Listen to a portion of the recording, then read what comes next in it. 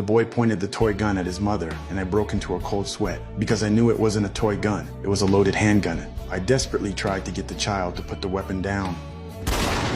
But in the chaos, tragedy struck. I looked at the blood on my hands, and rage surged in my chest because I knew the true culprit was the suspect I had just apprehended. This morning, I received orders for a surprise raid on a criminal group to check if they were carrying any contraband. However, when the suspect realized something was wrong, he turned and ran. I immediately gave chase and eventually captured him. But when I searched him, I only found a few bullets on him. The weapon was long gone. He had already discarded it somewhere. And that's when the boy's shooting tragedy occurred. You did this. I didn't do nothing. It was your gun! Prove it. I swore to make him pay for his crimes, but the weapon had neither his fingerprints nor any law enforcement footage showing that it was his gun. Without evidence, he couldn't be convicted.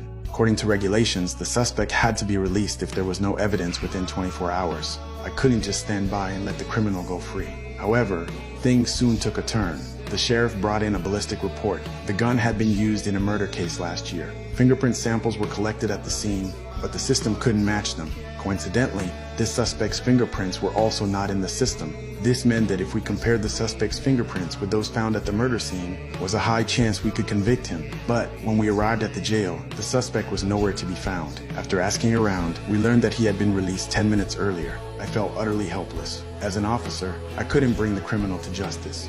Just when I was most confused, I found out that the suspect's father was also in prison. I immediately questioned the father, but he refused to reveal his son's whereabouts.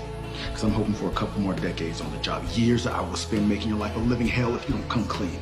In the end, for the sake of his family, he confessed his son's location. With that, the suspect was finally caught, and now the law would take its course.